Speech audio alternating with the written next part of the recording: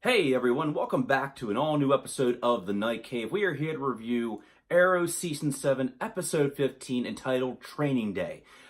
This is one of many recaps, reviews, whatever you want to call it, of Arrow. Obviously, this is the first one, but I'll be going back and doing many more of Season 7 and all the rest of the seasons once I get a chance, once Season 7 is come and gone anyway. As you can imagine, spoilers are about to happen, so if you've not watched this episode yet, you are forewarned. You are warned, anyway. So, what is Training Day about? No, it's not the Denzel Washington movie with Ethan Hawke, where Denzel was a bad cop trying to teach a good cop how to, go through LA and such. Anyway, no, this episode is actually about Team Arrow. For those of you that remember, Team Arrow has been deputized by Captain Dinah Drake.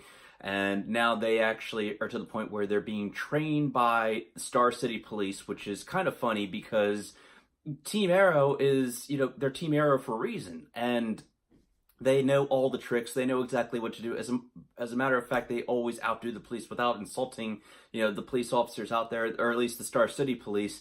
The Star City Police track record have never had the best. Well, yeah, they've never had the best track record. I mean, even Captain Lance, he was awesome, but even he needed the help of Team Arrow. So now you have Oliver Queen, you have John Diggle, you have Renee, and even Felicity is there, which is kind of funny because she's back to playing Overwatch, which I love. But they have like their own version of Overwatch, which is very low tech, and she's showing them up in all ways. And obviously, Team Arrow is too.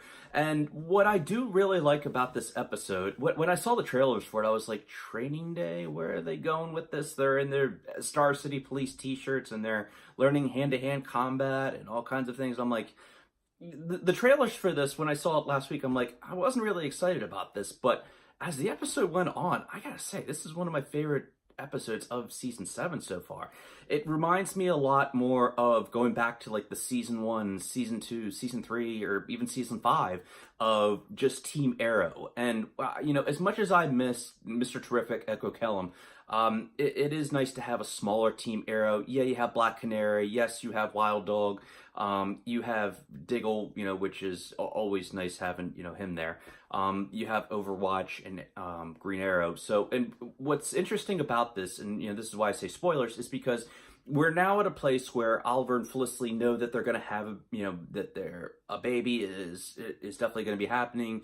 Felicity is pregnant, and now we're at a point where Oliver is, trying to be more mature about this. He's like, all right, well, I'm going to follow their rules. We're going to play the game their way. And you know what? For the better to, I guess, kind of part of growing up is to set an example. And I'm going to make sure that I set an example for my future child, boy or girl, whatever. We already know what's going to be. And Felicity is even questioning, and Diggle is questioning, saying, Spartan. He's like, well, I'm kind of surprised you're going along with this. But the bottom line is, it was such a great setup because, okay, we tried it the Star City Police way. The Anti-Vigilante Act is still, going on right now, and they have to play by the rules, or else we're going to end up with Oliver and the rest of Team Arrow in prison. So it got to the point where the plan failed. Make a plan, carry out the plan, expect the plan to go bad, throw away the plan, for those of you that get the Flash reference anyway. So the plan did not work, obviously, and I was really happy about this because I'm like, what's going to happen. That they're going to be suiting up back in their actual suits. You got to see the Arrow Cave is back. One thing I do when I'm, not holding my daughter, my 4-month-old, what I try to usually do is if I see something in an Arrow, especially an Arrow episode or whatever I'm watching, I do a fist pump. And let me tell you, I did the fist pump when I saw the Arrow Cave is back intact, and it was a beautiful thing. Everything's, you're really getting that Team Arrow feel back in this. And like I said on Twitter, welcome back Team Arrow, because this is one of the bigger moments, I think, of the season where we've actually seen the team come back together. Yes, the Emerald Archer was definitely more of a Team Arrow, but this is actually like the team coming back. They're in the bunker. You have Overwatch. You have them going to do their thing. Now, it's still odd to see Oliver without the mask. It's still weird to say, by the powers of the Star City Police, I am placing you under arrest. I was kind of hoping that they would kind of go off and do their own thing. I think it's only a matter of time, if I had to guess right now, that, this, even though that, the mayor has kind of signed off on Team Arrow being like their black ops in a way, I don't foresee this vigilante, black ops thing working out for too long anyway. But besides the point, though, some other things made note of in there is that we did see Laurel Lance in there. We had her with, she kind of, what was nice is that Black, was it Bronze? Yeah, Bronze Tiger. He made a cameo in there, which was, I always love seeing him. One of my favorite episodes of season 7 is the Shawshank, I'm sorry, not Shawshank, the Slab Side Redemption, excuse me. And watching him team up with Oliver was so badass. I wish they'd make a spin-off of that. I'd watch it. I really would. So it's always a welcome return. The actor's name is Michael J. White. Yes, Michael J. White. He's been there since season 2, actually. He's been in there. But, him knowing, and he did confirm that the dragon, Ricardo Diaz, is dead. So for those of you that were questioning, like myself, it is confirmed now that Richard Dragon is dead. So, Kirk Acevedo, I always forget how to say his last name. I think that he gets a bad rap sometimes by some of the fans, especially online, saying, well, he was just a thug. I'm guilty of saying that, but I think what as he went on, I think they did improve upon his role in there, and he's just one of those actors, I think, that just definitely he brought it every time. So salute to him, and actually I'm hoping to meet him in New Jersey. Anyway, besides the point though, let's continue on here. So what Bronze Tiger did is he was telling the DA Laurel Lance is that, hey, I know who killed Ricardo Diaz, and they made a deal, and turns out that you get a little cameo in there by no other than Connor, his little hawk. Yeah, you'll figure out. We'll talk about that later on or another time.